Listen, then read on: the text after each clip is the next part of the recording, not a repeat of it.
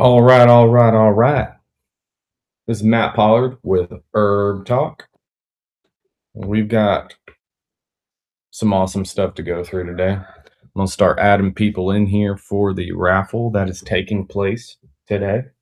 We're giving away a bottle of Inflammes, which is really awesome stuff. It's got boswellic acid in it. It's a boswellic acid and curcuminoid combo from turmeric and Boswellia serrata, which aka frankincense, right? So super awesome inflammatory, anti-inflammatory herbs. Um, they do some pretty amazing things in the body. The which we talked about over the last few weeks. I don't want to spend too much time going into that, but we are giving that away. So if you are on YouTube and watching this for the first time, jump over to school. You'll see the school link in my bio and in the bottom of this video. If you're on Facebook and you're watching this, jump over to our school community and you'll be able to participate in the giveaways once you get on the online and you are get into the herb talks. That is your entry, right? So every herb talk you get into, you get entered into it.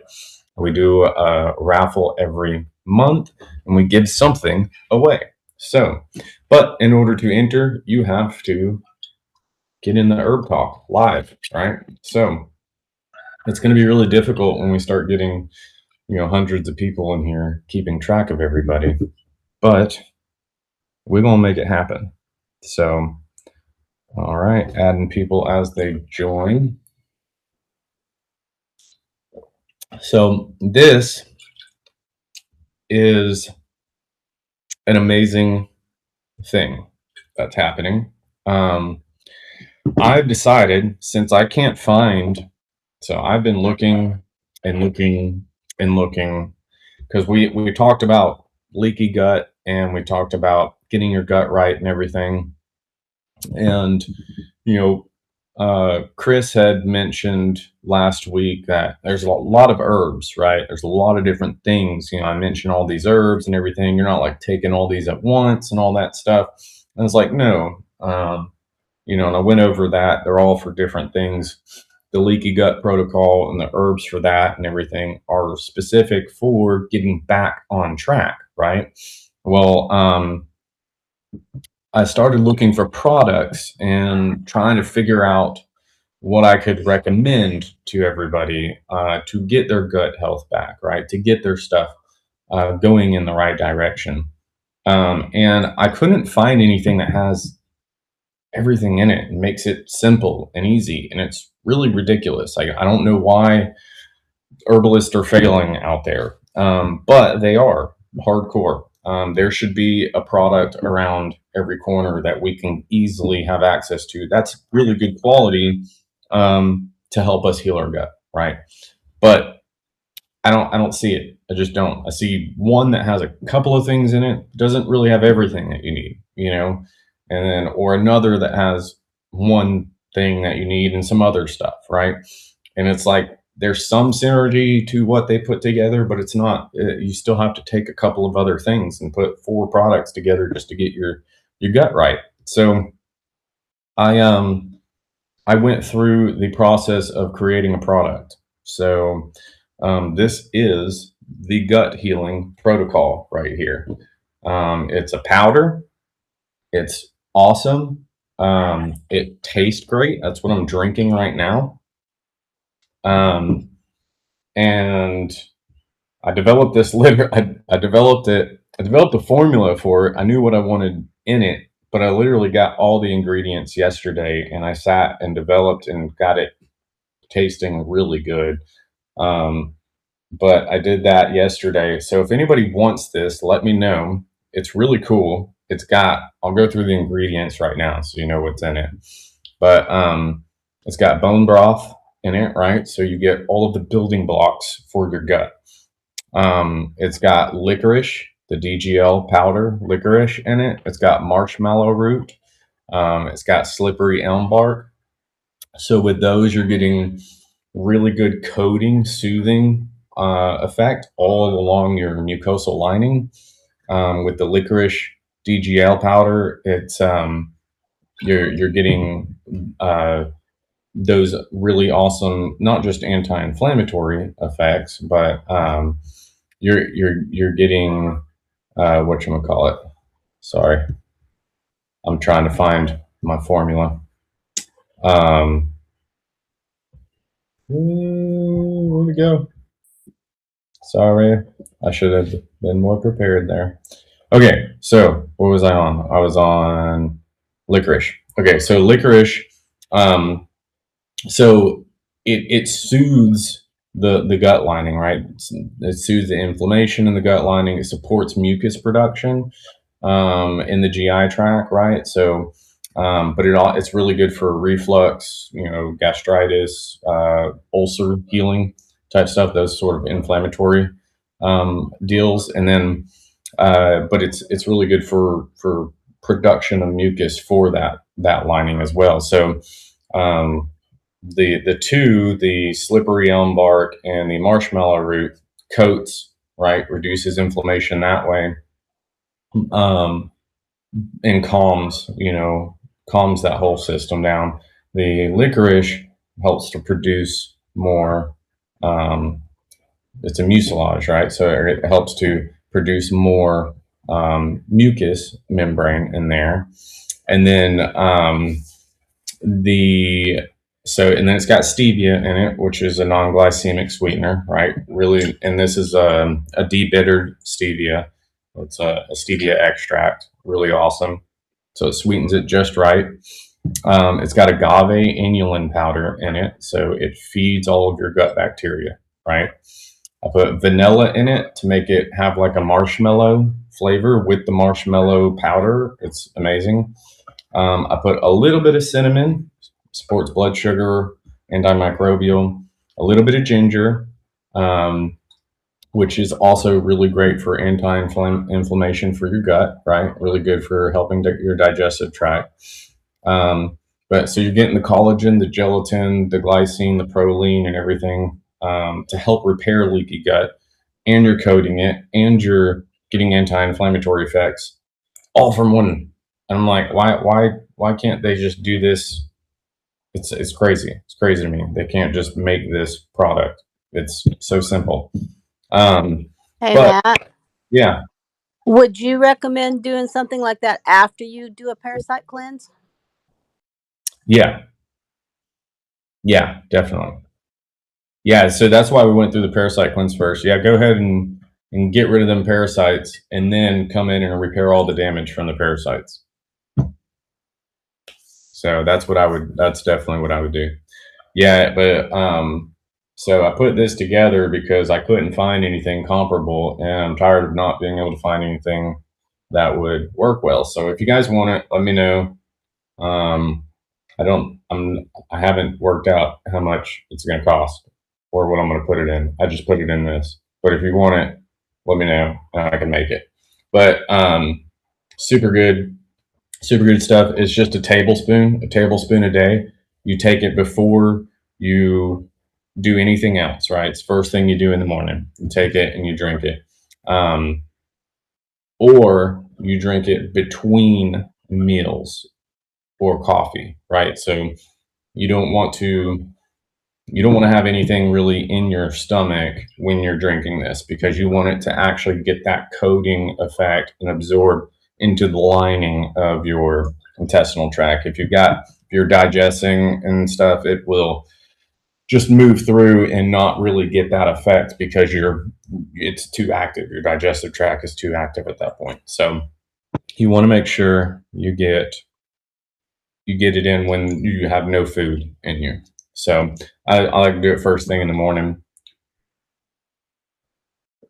and it's like mild sweet on the front, but then it turns into like a cinnamon toast crunch cereal. That's what it tastes like.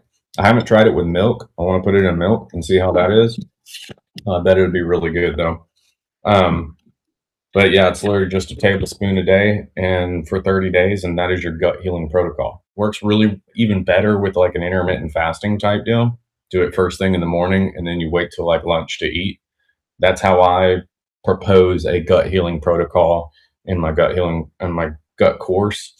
Um, but yeah, it's phenomenal, and I started drinking it last night, and I can already feel it helps to regulate your bowels and everything. So it's um it's pretty amazing. So I just wanted to throw that out there because I looked and looked and looked, and I can't find anything that's comparable. So I decided to just go ahead and do it myself. I don't want to turn into, manufacturing products. I've tried to get, I've tried to find people to manufacture custom products, and it's just, they either don't have all the ingredients that you want for good herbalism, or they have some of them and they don't have others. And it's like, well, you really want to put these together, for them to get full benefit, or it's just super expensive. So I just started making it myself. So one other thing I'm going to try to do is turn some of this stuff into electuaries, which are really good. It's basically powdered herbs mixed with honey, and then you just take like a tablespoon of that honey and hot water or whatnot. So some of this stuff I want to do some cool formulas like that as well. But we can dive into it today. Today we're going to go into triggers. So let me make sure I'm recording here. I'm recording. We are good to go. But yeah, so we're going to go into triggers today. So we'll jump right in. And one thing that's key to understand, and I hope everybody understands this already, is that autoimmune disease does not develop overnight, right? It's the result of multiple factors coming together over time. There is usually a genetic predisposition, but genes alone are not enough. What drives the process is the interaction between genetic vulnerability and environmental triggers and increased intestinal permeability, right? So that is we're going to drive that home constantly through this series. But when these factors combine, the immune system is repeatedly activated. It loses regulation and eventually begins to lose tolerance in the body's own tissues. So understanding these triggers is essential because they are often modifiable. So they're a modifiable part of the process. So you got to understand what is triggering it. So one of the most common triggers is chronic infection, right? This includes viruses such as like Epstein-Barr, right? Bacteria such as Helicobacter pylori. Usually is bacterial infections, fungal infections, Lyme disease, or fungal overgrowth such as Candida. So these infections can persist in the body and continuously stimulate the immune system. So over time, this ongoing activation increases inflammation, right? Consistent chronic increase in inflammation and raises the risk of immune confusion through mechanisms of molecular mimicry. We talked a little bit about that during our parasite stuff as well, how parasites can create molecular mimicry, right? Or molecules that mimic the immune system or the body. But heavy metal toxicity is another major factor. So there's a lot of different factors that can lead to an immune system trigger. Metals such as mercury, lead, and aluminum can accumulate in the tissues and interfere with normal cellular function and can disrupt mitochondrial activity. Heavy metals are huge for that. But also the neurological activity as well. Increase oxidative stress and alter immune signaling. So that's how it messes with the immune system. The immune system may begin reacting, or the nervous system, sorry, the immune system may begin reacting not only to the toxins, but also to the tissues affected by them, right? Um, a lot of times, and I've seen this throughout medical journals and stuff, where they'll find that, they thought it was an autoimmune disease, but it was really just heavy metals or toxins caught up in tissues, locked in tissues, and they thought the immune system was attacking the tissue. But it wasn't. It was trying to get rid of what was in the tissues. Pretty interesting. But is that the majority of cases? No, right? So normally there's an antibody that's actually created that binds with a tissue or a cell of some sort that the immune system then attacks. So, but mold and mycotoxin exposure can also play a significant role. Mycotoxins are toxic compounds produced by certain molds. They're often found in water damaged buildings.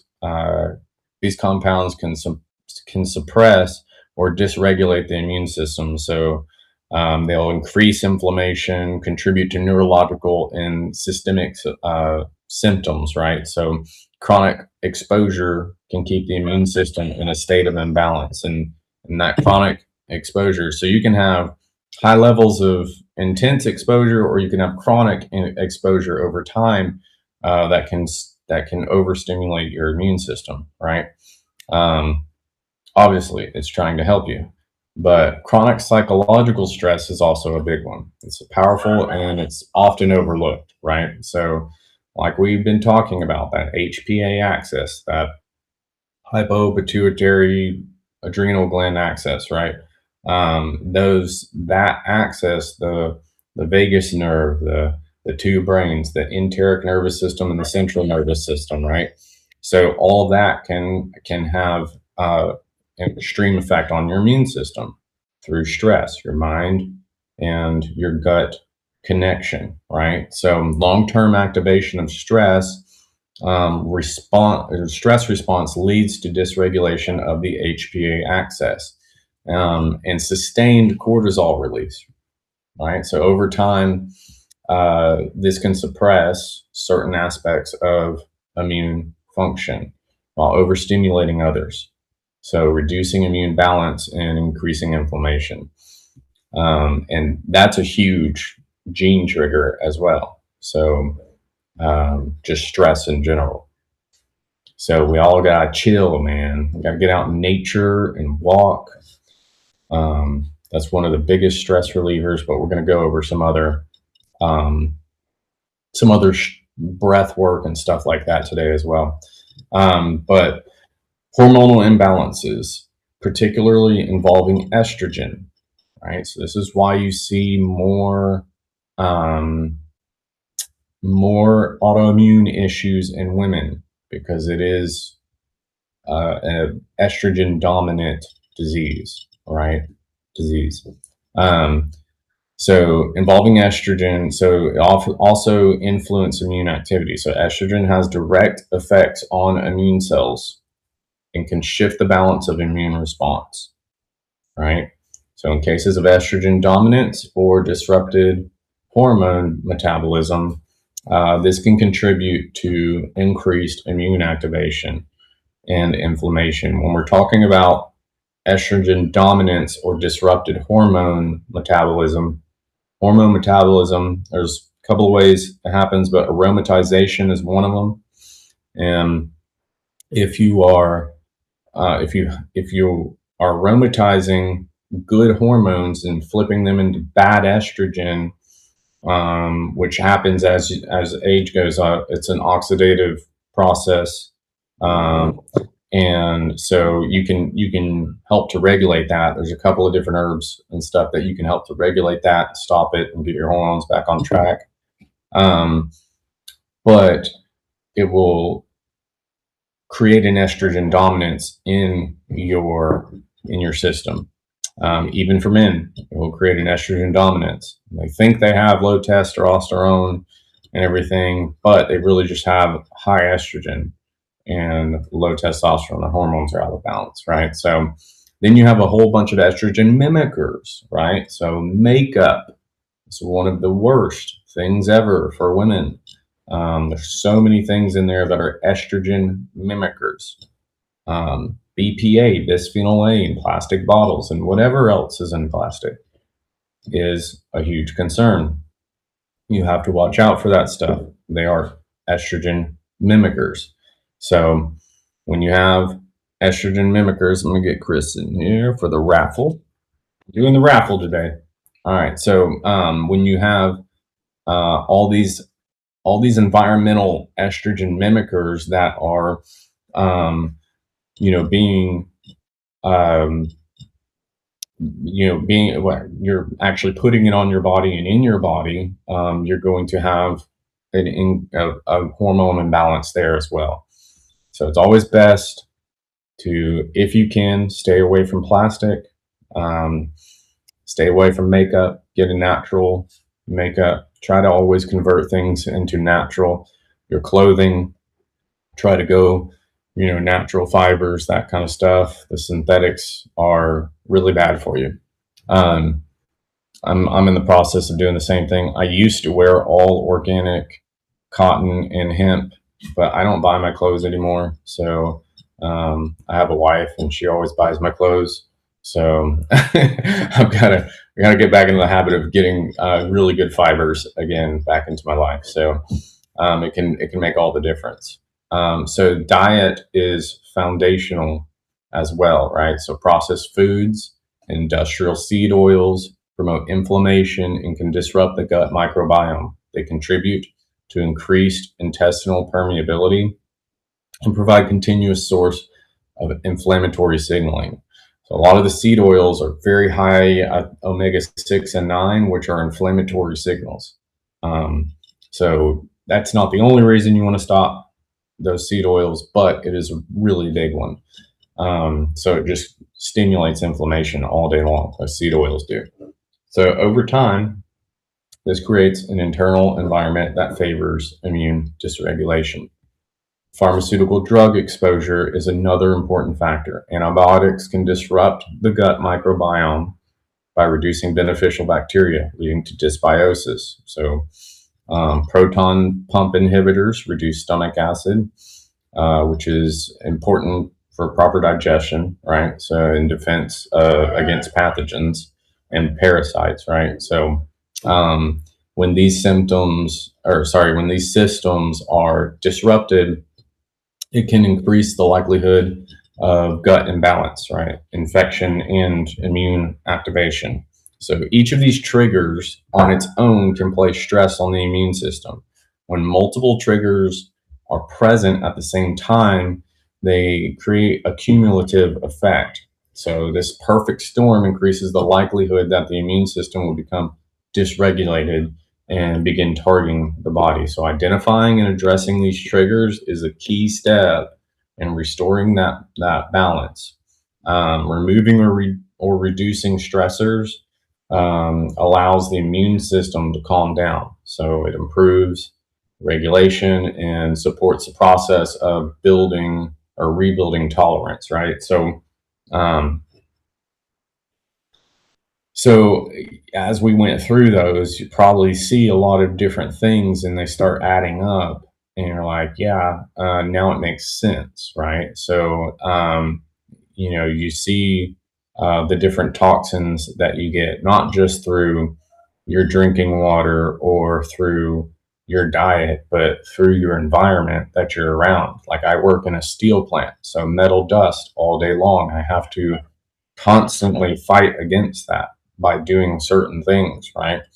Um, there's all sorts of things that when we put ourselves into particular environments, those triggers, are there. And so a lot of us are in every one of those. We have every one of those going on in our life every single day. So we have to, do our best to not put ourselves in those environments or to regulate it when we do, right? So, the mold, the heavy metals, um, the the infections, right?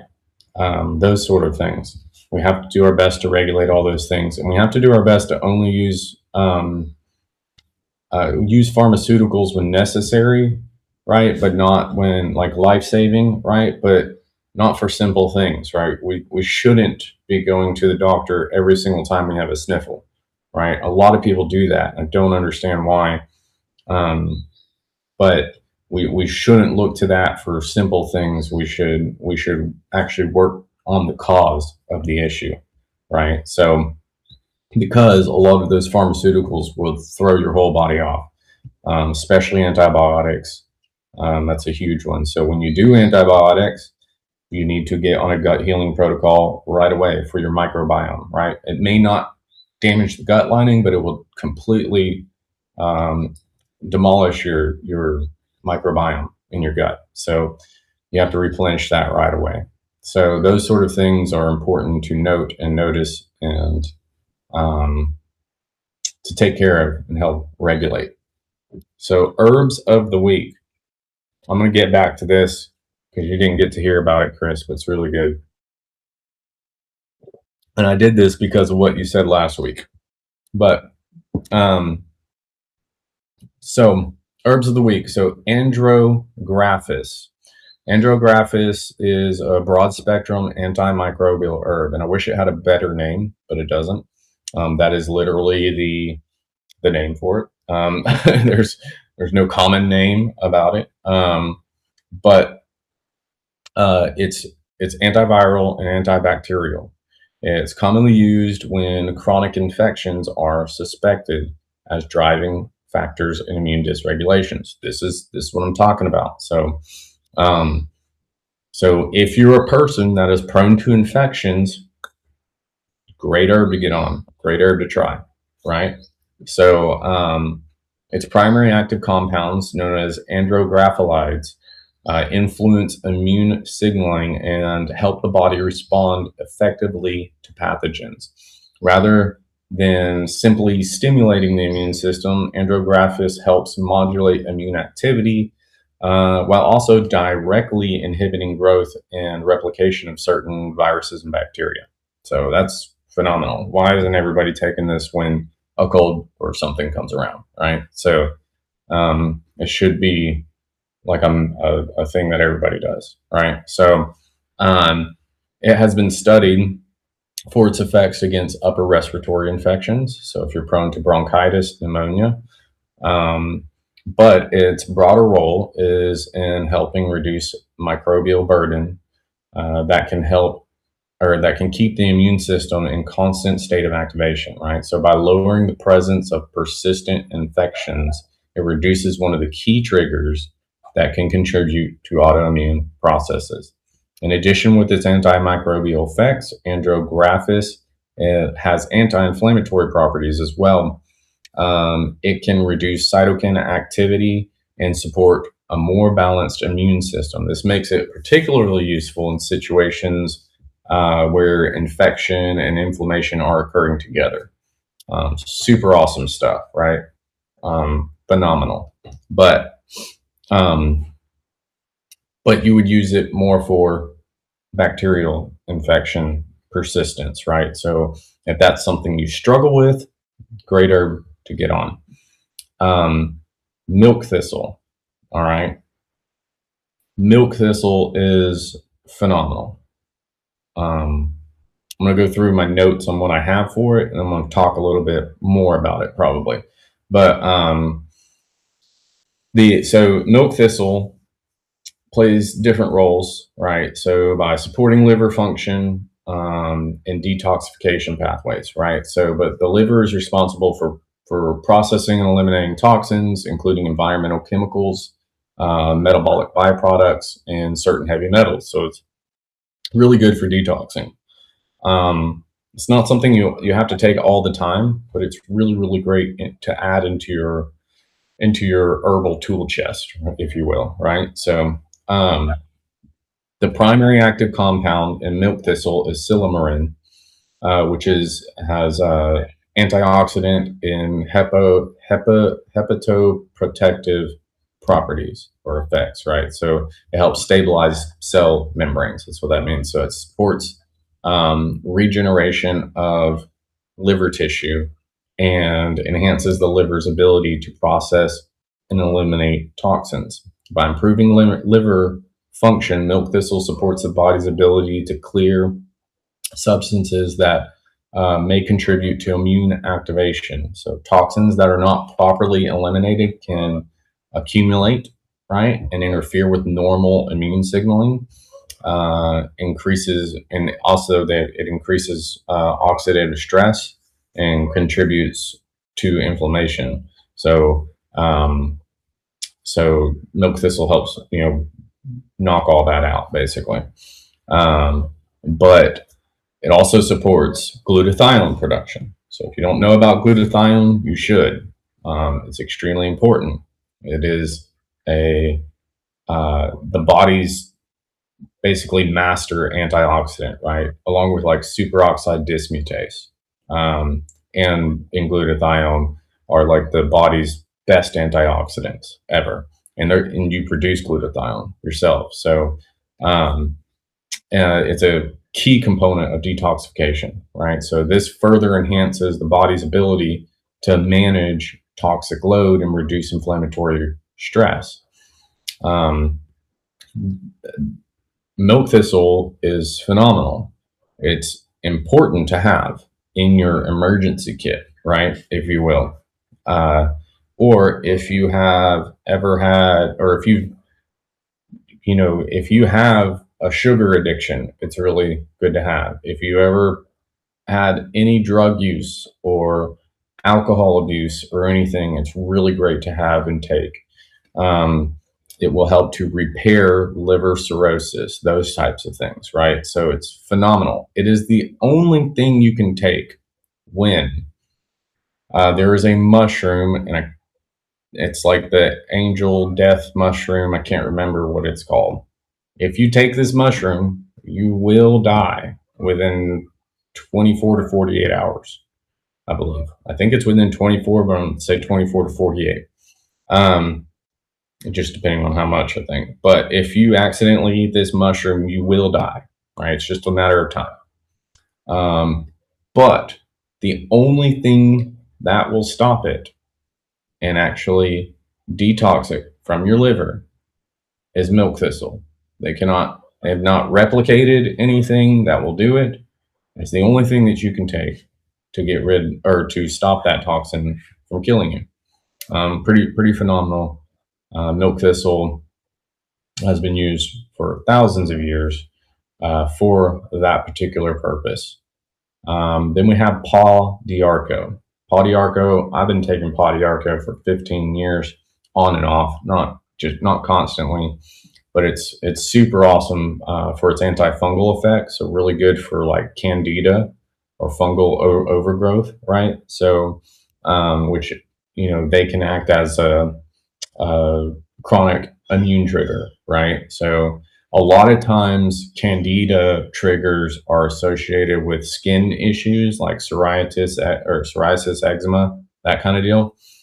They're very closely related in that. So definitely important if you have those sort of symptoms with autoimmune disease. You should definitely look to Paw d'Arco as help to get rid of candida or whatever fungal issue you have going on. So Paw d'Arco, compounds in Paw d'Arco, such as lapicol and beta-lapocaine, or lapicone, sorry, have been shown to inhibit the growth of fungi and certain microbes, right? So by reducing fungal overgrowth, it helps decrease one source of persistent immune stimulation. Fungal overgrowth in the gut can disrupt microbiome, damage intestinal lining, and contribute to increased permeability, just like parasites can. But this creates a cycle of inflammation and immune activation, right? So fibromyalgia is very closely linked to fungal overgrowth, right? Those sort of things. Unexplained pain in the body is basically what fibromyalgia is. Chronic unexplained pain in the body. It's unexplained. They don't really know what it is, but very closely related to candida and fungal overgrowth. When you take antifungals and get on a no sugar diet, usually it goes away. Throwing that little tidbit out there. But addressing fungal imbalance helps restore microbial balance and reduces this ongoing trigger, right? In addition to its antifungal effects, Pollard also has mild anti-inflammatory effects and antimicrobial properties, right? So it's supporting a more balanced internal environment. It's not just going after funguses. It really is helping to balance your inflammatory responses and infections as well, right? So together, these three herbs target different aspects of common autoimmune triggers. So andrographis addresses chronic infections. Milk thistle supports detoxification in the liver and the burdens of that, right? So, and especially heavy metals. And you can do chelators as well. I would add that into this, but we're trying to keep it short. But Podiarco helps correct fungal imbalances, right? So those are some really big stressors and overall loads on the immune system. So you're able to lower that. So allowing for improved regulation and reduced inflammatory activity. Those are the three herbs of the week. I would also add into that, like if you wanted to go like um, a full overall, if you wanted to take all three of these just to make sure that you're getting everything knocked out of your body as far as fungal, bacterial detoxification, I would add chelators in there. But the problem with chelators is sometimes you have to separate them from herbs, right? Or chelators or uh, uh, they there's a word for it. I don't know what it is, but stuff like zeolites, where a cation exchange, right? So it does a cation exchange with minerals and toxins. It'll give you a mineral and it'll take a toxin, wild, and then expel it from your body. Really awesome. So zeolites are really good, but you want to do those separate from the herbs because some of the compounds that you want to be active in the herbs with the chelators and the cation exchangers, those ones will actually take those compounds and you make them useless, right? It's kind of like activated charcoal. It'll absorb a bunch of the compounds.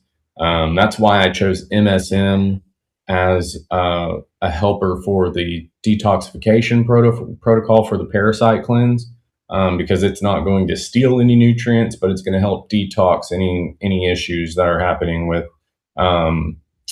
the parasite die-off, right? So let's go over the concept of the week, and then we'll get to the rest of the stuff. So we're going to talk about elimination diet, right? So the first initial approach when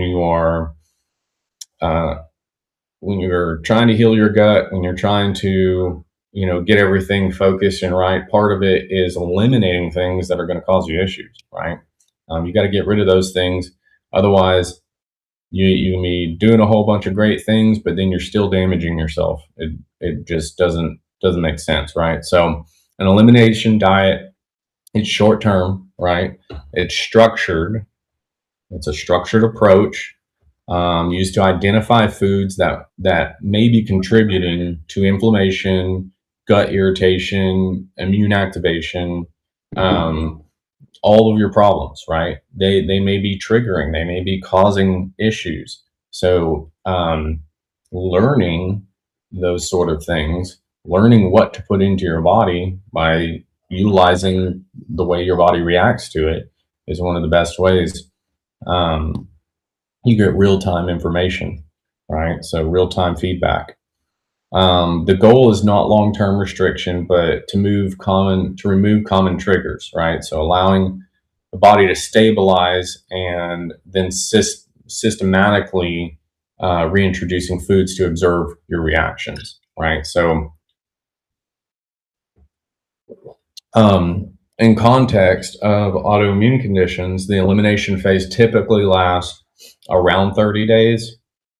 Um, I like to say, hey, elimination in for longer than 30 days. Mostly, most elimination diets or protocols that you will see will last 30 days. Um, I say, let's eliminate it for a little bit longer. Let's get the gut right and balanced. Let's get your parasites gone. Those sort of things. So usually, with my app that I put together, it's all like what you can eat and then what you can't eat, right? So that's part of elimination right there. Um, and then when you start to go into remission, then you start to look at reintroducing it, right? So typical elimination diets are 30 days. But for autoimmune disease, you pretty much want to eliminate all of these things until you start to get some results, and then you start adding things. And we talked a little bit about that. I don't know if it was last week or the week before, but when we talked about fermented foods and how to add those things in, um, you want to do that slowly, right? With autoimmune disease, right? So any normal functioning gut, any normal person, it's not as important, right? But if you have issues, elimination diet is awesome for 30 days. If you have any issues in any other way, right, other than an autoimmune disease, do it for 30 days and then slowly introduce stuff and eat one food item, right? Don't mix it with a bunch of stuff. Don't eat a whole meal with a whole bunch of stuff. Eat one food item, see how you feel, right? See what happens, notate all those things. And mostly you want to just do it with these common triggers. Everything else is pretty much good, right? But these common triggers are really what you want to do it with. So it's not like you're taking everything out, but you kind of are, because these triggers are in like everything, right? But so the top categories of foods to remove during this phase are those most commonly associated with gut irritation, right? So increased intestinal permeability and immune reactivity. Gluten is removed because it's a strong association with increased intestinal permeability, right? So the immune activation, even in individuals without celiac disease, right? So we talked about the two different parts of the immune system, the innate and the adaptive immune system. That was our first talk. And the innate is the part that's triggered a lot of times by gluten, right? People don't really know it, but they have gut irritation because of it, right? Dairy is removed due to proteins like casein and whey, which can be difficult to digest and may trigger immune responses or contribute to inflammation in sensitive individuals. We all know dairy has some other things, lactose, the sugar. There's a whole genetic deal with that. That some people are lactose intolerant. We all used to be lactose intolerant at one point in time, at least for the amounts of lactose that are produced now in animals. That's a whole other talk. But I like whole milk or raw milk. I still don't like getting anything from the grocery store. I'm working my way out of the grocery store because basically everything in the grocery store, like we talked about before, has to adhere to the USDA standards, which are inherently corrupt. But you still do your best when you go into a grocery store, and then you try to get your main calorie sources outside the grocery store. and get your smaller things inside the grocery store. That's the way I'm trying to do it right now, at least. Eggs are often removed temporarily um, because egg proteins can act as immune triggers in some people. Now, if you never really had a problem with eggs, um, it's really like, because and most people know if they have a problem with eggs, right? So this is kind of a cut and dry. Um, I love eggs. I had gut issues with eggs. It would cause me to feel sick, right, when I ate them. But now that my gut is better, no problems at all, right? So a lot of that has to do, particularly with the gut lining when it's compromised, right? So if you notice you have problems with eggs, when you just eat some eggs, right, and you might feel a little weird, you have a gut issue, right? That is purely a gut issue. So when you get your gut right, try eggs again. Normally, no problem, right? Um, Soy is excluded due to potential to disrupt hormone balance, and it's a common allergy, right? Um, so corn is removed because it is frequently genetically modified. You can look at it will cause inflammation in the gut, right? So corn comes out looking the same as it went in. I don't know. You guys know what I mean by that, but there's something wrong with that, right? Should not happen.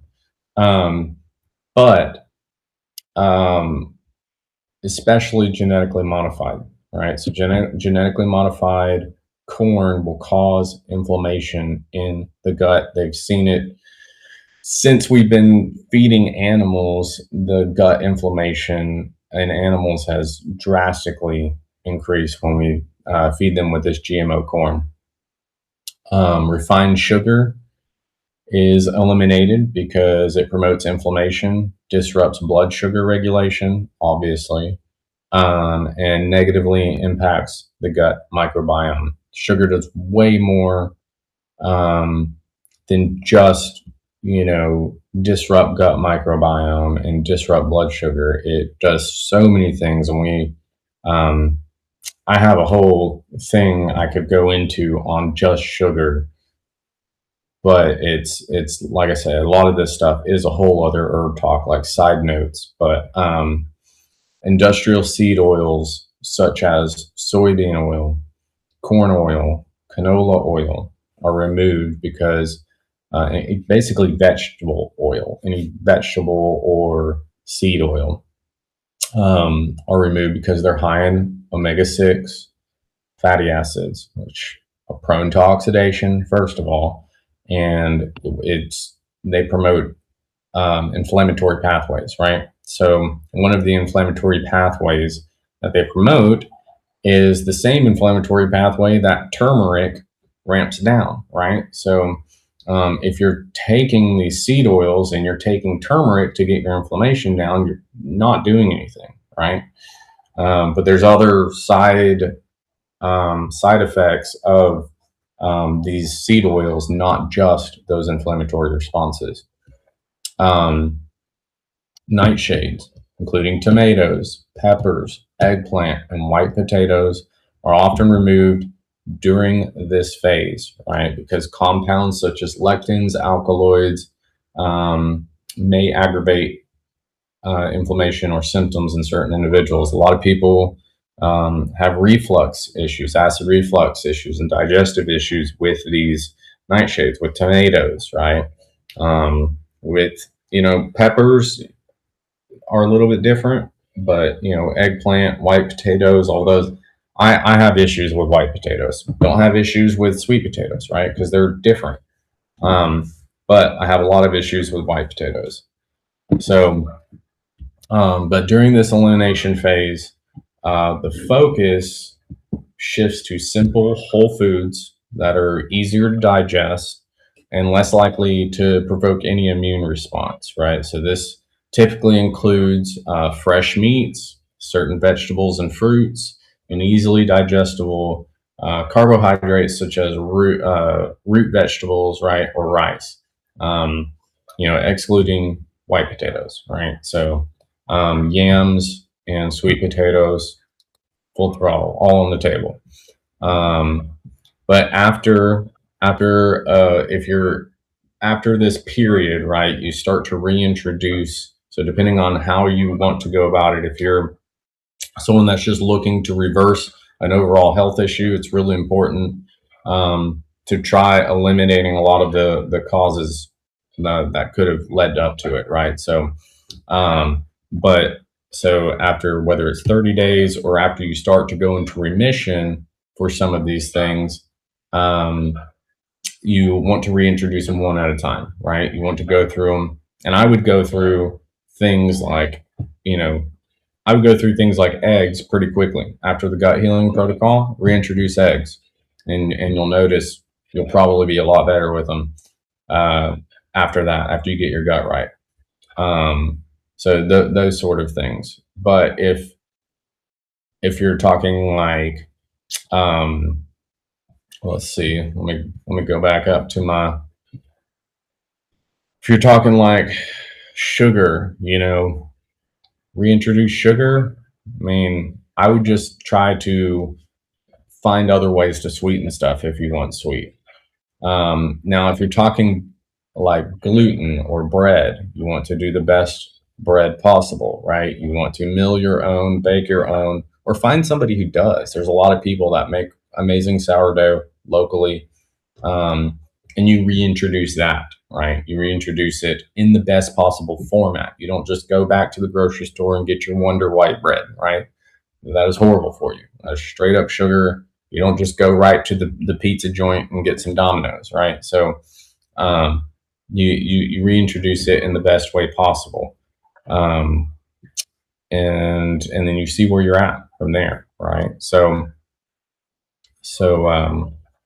it's important to do it the right way, just as if you're coming off a fast. I don't know if we talked about this or not, but if you're coming off a fast, you reintroduce food slowly. You don't jump right in and start eating steak, right? You drink some bone broth, and then you eat a soup, right? And then you eat a salad, and then you eat more solid food over a day or two period of time when you fast. You don't just jump right in eating full meals, because everything in your fast is completely obliterated if you do that. Your whole system will get thrown out of whack. So it's important to ease yourself and love your body, not force it to do anything, right? Um, the purpose of this process is a process of elimination, is to identify personal triggers, right? Everybody's different. So rather than assume that all foods affect everyone the same way, by removing common irritants and then carefully reintroducing them, individuals can better understand how their body responds and make more informed dietary decisions moving forward, right? You can look in a grocery store and you know what you can and can't have. Makes it so much easier when you actually know. And then if you're like, okay, still want to eat this, even though I know I can't, you can at least do the best you can, right?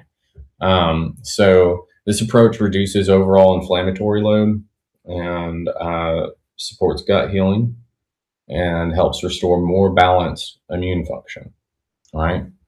So I don't know if you guys have ever identified any personal triggers or anything like that, but like I told you, with eggs, for me, dairy was a huge issue for me all the way up until I was 20 years old, and I had no idea, right? And I loved cheese.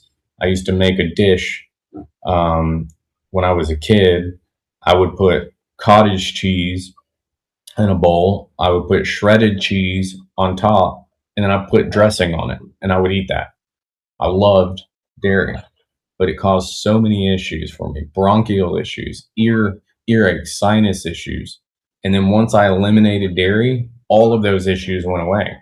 Now, after a few years of not eating any dairy, I was able to reintroduce it because my system got regulated.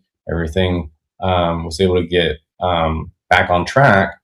Now it doesn't cause me those issues, right? And I've also shifted to doing the best I can with all those things, right? So super, super important. Yeah, 97% of corn and soy are GMO. That is, yep. Yeah, and it's rampant, it's everywhere. But any questions today, y'all? Oh, real quick, I told everybody else before you got on, Chris, but last week you said, there's all these different herbs and you got to, or do you have to take all these herbs and everything like that? I'm like, no, we went over that.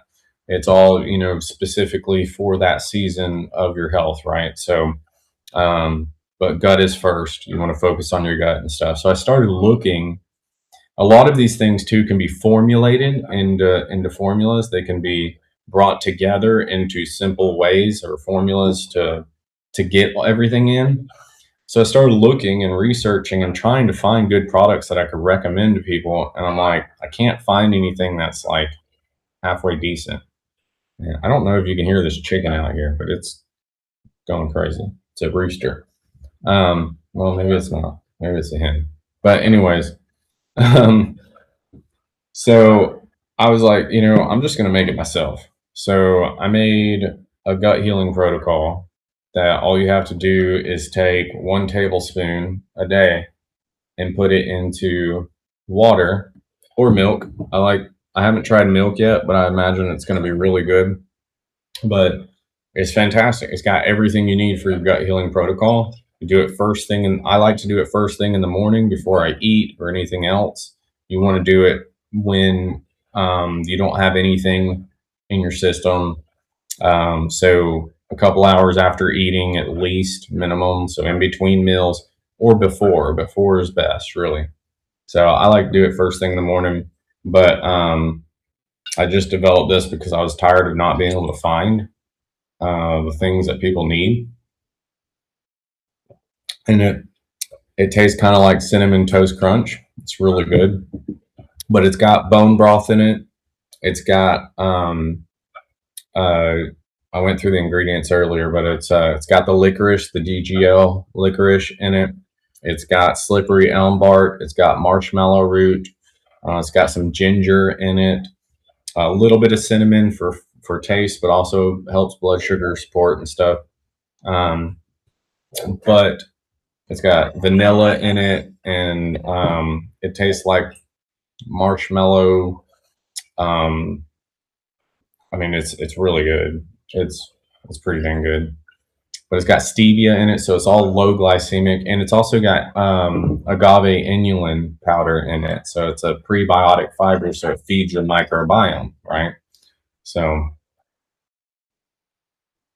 great stuff, great stuff. I'm really excited about this because I was trying to figure out a way to make it easy for my family, and I just combined all the powders together in the ratios to where you get everything you need, and just once a day for 30 days, and that's your gut healing protocol. It's amazing. So if you want it, let me know and get it to you. If y'all want to start on your gut protocol. Any questions for the day? You know, got any questions? So I'm probably going to start making some products, by the way. But That is your gut health powder. Is Leah able to drink it as well? Nice. Yep. Yeah, it's specifically for, I mean, this is everything that you would want in your gut healing protocol. The only thing that's not in it is aloe vera leaf juice, but which I could probably add. They probably have a powdered aloe vera, but it's not necessary. It's almost redundant a little bit because if you don't have like the active like juice, then it's a little bit redundant because the mucilages coat the lining of your gut anyways. So the slippery elm bark and the marshmallow will do a very similar effect, right? So, but it's really good. I want to sit here and just sip on it all day, but I can't. Hey Matt, you said you use cinnamon. Do you use Ceylon cinnamon? Yeah, Ceylon cinnamon, and just a Okay. little bit. Yeah, just a little bit. Okay, But I've been putting that in my coffee every morning because I did read that it lowers blood sugar, and my A1Cs are pretty high right now. yeah, it'll help regulate blood sugar.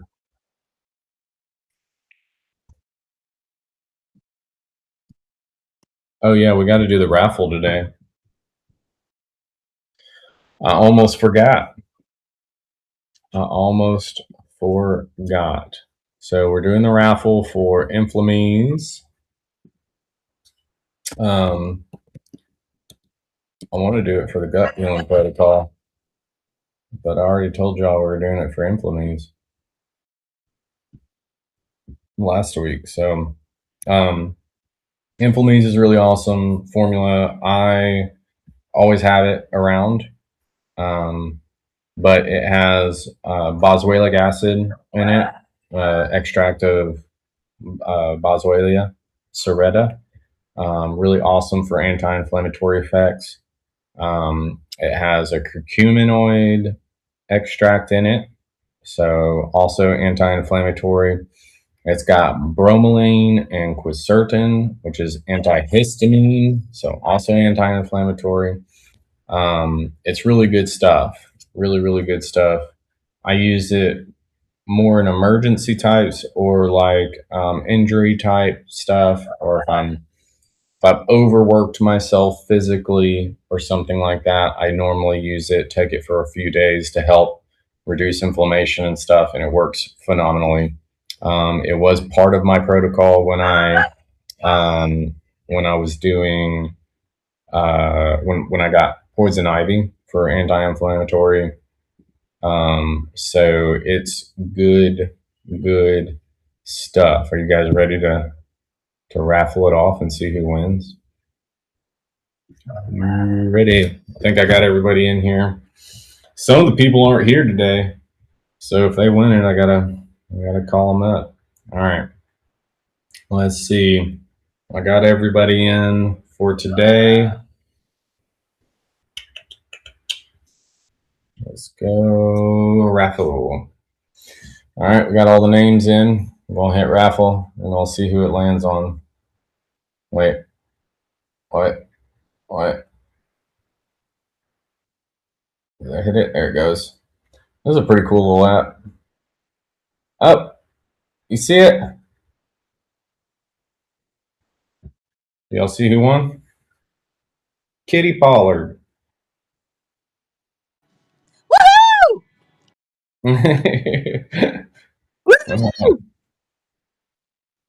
That's good. So we got a winner. All right. I'll have to get you that bottle in Inflammease. It's good stuff to take. Very good stuff to take. Any questions before we get out of here?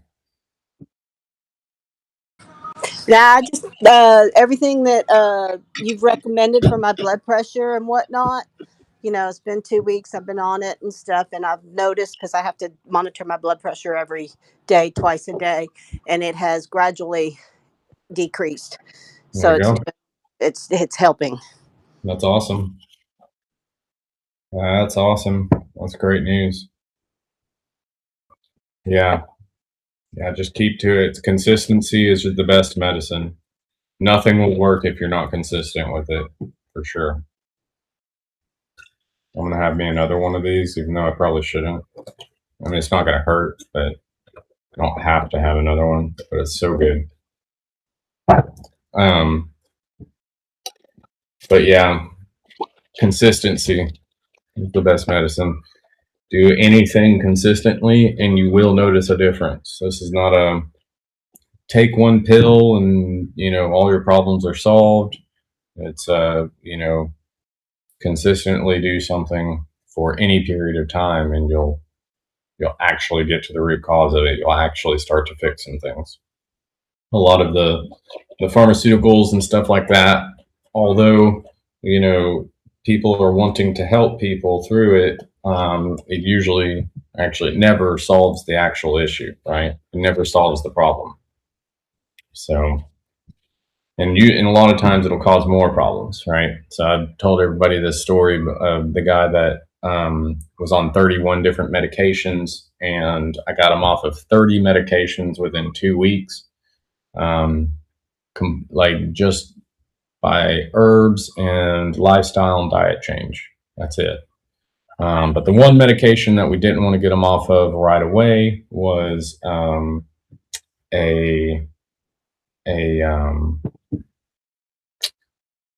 with the bipolar medication, because it'll make you crazy if you get off of it really fast. But bipolar medication wasn't the first medication he got on. He wasn't bipolar until he was like 10 medications deep, and then all of a sudden he's bipolar. And so I wonder why, So, so there are medications you have to be very careful with. But I just talked to a lady the other day who has autoimmune disease, and she just signed up on here. So, and she got off most of her medications. I think she's off all of them actually. She was on like 30 something medications, and she got off a whole bunch of them. But when I traced back this guy's medical profile, and it was like every 6 months, one of the side effects from the medicine he was taking, he got a medication for, and then it was another side effect and another side effect, and I traced most of them, not all of them, because some of the side effects or some of the issues he was having was a synergistic effect of all the issues that the pharmaceuticals were creating. They would just give him another blood sugar, right, or another prescription, one for blood sugar, one for blood pressure, one for this, and it's like regulate up, regulate down, regulate up, regulate down. They do that in the hospital a lot too, through your IV. They'll just heart rate too high, inject this, bring it down. Oh, now it's too low, inject this, bring it up. And it's like you're artificially controlling and regulating the body rather than letting the natural process work. It's interesting, to say the least. But yeah, I've got a lot that I could go into on that, but I'll stop there. But any other questions, y'all?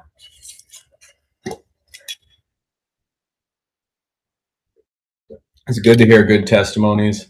I've got another person I'm trying to get on here from California. When I was out there doing my practice and stuff out there, they actually have a lot of really cool testimonies that they got to see and were kind of involved in a lot of that. So I'm trying to get them on here to actually show some of those testimonies of what we've done in the past, with some people, with people's cancers, with people's diabetes, with all sorts of things, hemorrhoids, all sorts of stuff that they got to kind of witness, which is really cool. And menopause. So they actually remembered that one of my titles out there was the menopause guy. But yeah, really, really cool to get back in touch with them. And so hopefully they'll get on here and they'll give some testimony to that, which would be really cool. I talk to a black lady every so often at work, and she's very old, but that woman still is working. And I talked to her the other day about the school and what you do and all, and she said, "Oh, that sounds interesting." She said, "My husband would really be interested in that." And I said, "All right, I'll give you the address." So there's a lot of interest out there. It's just getting people to commit to what it takes to reverse all of the bad things that they've been putting in their bodies all these years. So yeah, a lot of it's just admitting that you were doing the wrong thing and want to do the right thing. So. Yeah, it's a responsibility factor. They've taken the responsibility completely off of us as individuals and handed it to an expert, right? There's an expert for everything out there now.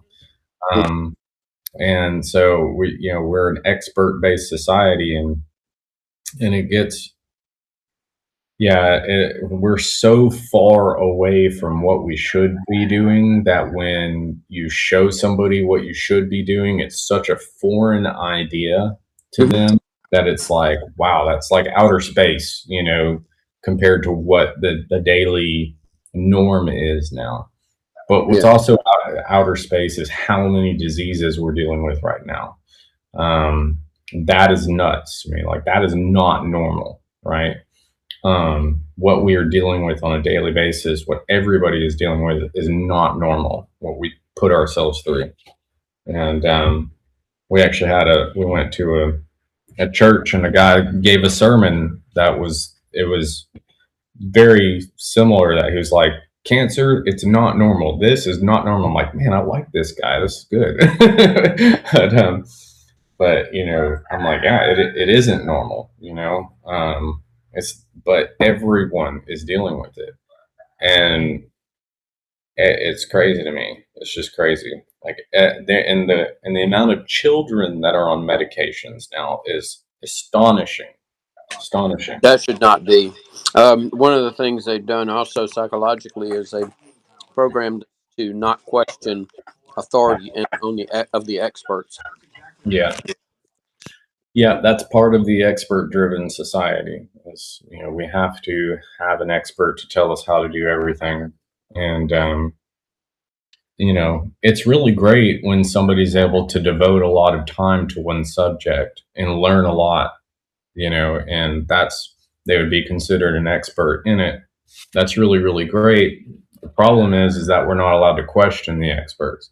You literally will get held up at gunpoint and taken to jail if you question the experts. Literally, you will. I've seen it many times. I've worked with the doctor. I still talk to him this day. I talked to him last month. He's like 80 now, but he's been held up at gunpoint twice by the FDA for healing people. That's all he was doing, was healing people. And so that's where the controversy comes in, is, the experts are tied in with the government, and therefore they're not liable for anything. So they are above the law for the most part. That's why I have to be very careful on how I say things a lot of times, in dealing with this. Like, that's why it took me so long to get the app through the App Store too, because I had a big old fight with them about, because they're tied in with the medical industry. And so I had a lot of back and forth with the Apple Store about that, getting the app approved. And they're like, oh, you're, this, and that. Like, I had to provide them with all the medical sources and documents and stuff so that they could see that this is what I'm saying is real. It's wild. It's crazy. But yeah. Any other questions before we get off of here? I'm probably going to start making products. I got really good